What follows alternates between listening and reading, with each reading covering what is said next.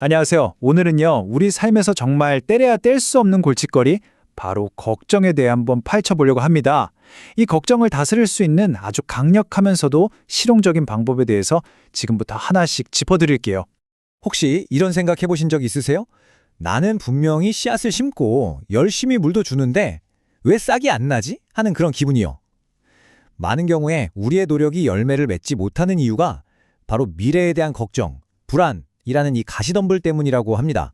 오늘 우리가 깊이 들여다볼 이야기의 출발점은 바로 이 걱정이라는 문제를 정면으로 다루는 것에서부터 시작해요. 마태복음 6장에 나오는 가르침을 바탕으로 하고 있는데요. 여기서 걱정을 열매 맺는 삶을 가로막는 가장 큰 적으로 딱 지목하고 있습니다. 자, 그럼 이게 무슨 말이냐? 가만히 들여다보면요. 걱정에는 아주 치명적인 논리적 허점이 두 가지나 있다는 거예요. 첫 번째는 뭐냐면 걱정은 정말이지 아무짝에도 쓸모가 없다는 겁니다. 생각해보세요. 우리가 걱정한다고 해서 문제가 해결되던가요? 아니면 수명이 단 1초라도 늘어나던가요? 절대 아니죠. 그리고 두 번째 허점, 바로 이겁니다. 우리는 종종 우리가 어찌할 수 없는 것들을 붙들고 걱정을 해요. 화면에 나온 것처럼 세계 경제가 어떻게 될지, 기름값이 오를지 내릴지, 이런 건 우리가 아무리 애써도 바꿀 수 없잖아요? 결국 이런 걱정은 그냥 내 에너지만 갉아먹는 정말 무의미한 습관이 되어버리는 거죠. 아니, 그럼 이 지긋지긋한 걱정 습관 도대체 어떻게 끊어낼 수 있을까요? 여기서 아주 놀랍고 굉장히 실용적인 두 가지 도구를 제시합니다. 심지어 종교적인 색채가 거의 없어서 누구나 바로 써먹을 수 있는 방법이에요. 자, 첫 번째 도구는 바로 걱정 스케줄이라는 건데요. 방법은 아주 간단합니다. 일주일에 딱 하루 특정 시간을 정해두는 거예요. 목요일 밤 9시는 걱정하는 시간, 이렇게요. 그리고 그 외의 시간에 걱정이 스멀스멀 올라오면 그냥 종이에 적어서 걱정 단지 같은 곳에 넣어두는 겁니다. 그리고 약속된 시간이 되면 그 단지를 열어보는 거죠. 그럼 어떻게 될까요?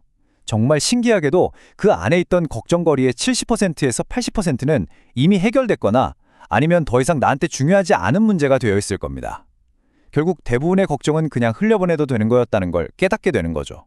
두 번째 도구는 더 간단해요. 바로 목록 만들기입니다. 지금 화면에 보시는 것처럼 딱 두 개로 나누는 거예요. 왼쪽은 내가 통제할 수 있는 것, 그리고 오른쪽은 내가 통제할 수 없는 것. 예를 들면 내 행동이나 태도는 왼쪽에 속하겠죠? 하지만 다른 사람의 감정이나 미래 같은 건 오른쪽에 속할 겁니다. 핵심은 간단해요. 우리 에너지를 오직 왼쪽, 즉 내가 바꿀 수 있는 것에만 쏟아붓는 겁니다. 오른쪽은요? 그냥 신에게 맡기던 아니면 에이 모르겠다 하고 그냥 흘려보내는 거죠. 자, 지금까지 말씀드린 두 가지 도구, 물론 아주 유용합니다. 하지만 이건 약간 응급처치 같은 거고요.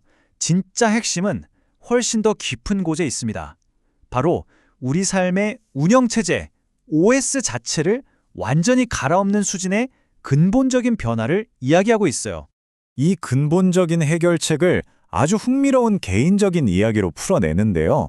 실리콘밸리에서 엔지니어로 막 사회생활을 시작한 한 사람의 이야기입니다. 한번 상상해보세요.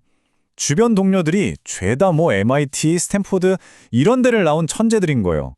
이 사람은 그들 사이에서 완전히 주눅이 들고 나는 여기서 살아남을 수 없겠구나 하는 절망감에 빠졌다고 합니다.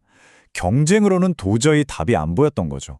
그래서 그는 완전히 다른 길을 가기로 마음먹습니다. 그의 새로운 전략은 이거였습니다. 이제부터 내 직장 생활의 최우선 순위를 완전히 바꾸겠다.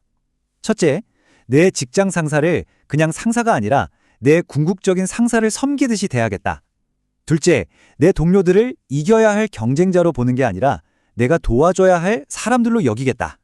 그리고 셋째, 점심시간이나 주말 같은 내 개인 시간은 나를 위해서가 아니라 영적인 성장을 위해 쓰겠다.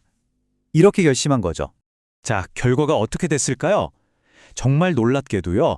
경험도 부족했던 그가 이런 새로운 태도로 일에 임하자 오히려 획기적인 아이디어들이 막 떠오르기 시작했고요.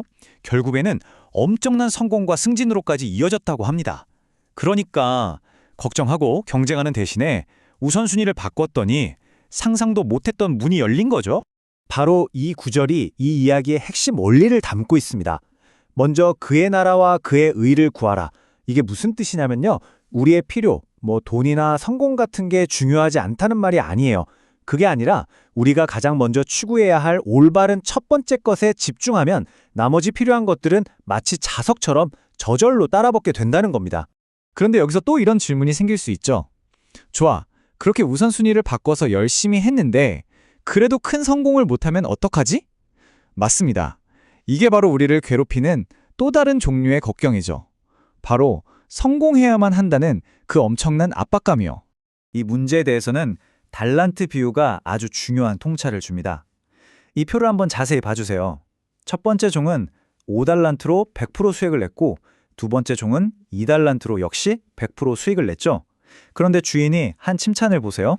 두 사람에게 잘하였다, 착하고 신실한 종아 라고 글자 하나 안 틀리고 똑같이 칭찬합니다. 이게 뭘 의미할까요? 네, 바로 이겁니다. 주인은 결과, 즉 벌어들인 돈의 액수를 보고 칭찬한 게 아니었어요. 그가 칭찬한 건 바로 주어진 것에 대한 성실함 그 자체였습니다. 테레사 수녀님도 이런 유명한 말을 남겼죠. 신은 우리에게 성공하라고 부르신 게 아니라 성실하라고 부르셨다고요. 이 관점을 받아들이는 순간 우리는 끊임없이 남과 나를 비교하고 결과에 집착하는 그 지긋지긋한 불안에서 해방될 수 있습니다.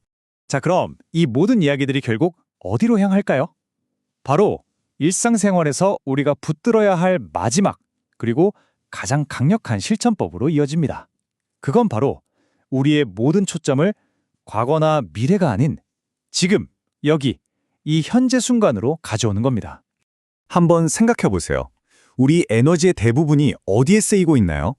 이미 지나가 버린 과거에 대한 후회, 그리고 아직 오지도 않는 미래에 대한 걱정, 이 두 가지에 거의 다 낭비되고 있다는 겁니다. 말 그대로 우리는 잊지도 않은 시간 속에서 스스로를 계속 지치게 만들고 있는 셈이죠. 그래서 해결책은 아주 명쾌합니다. 바로 오늘 하루를 온전히 살아내는 겁니다.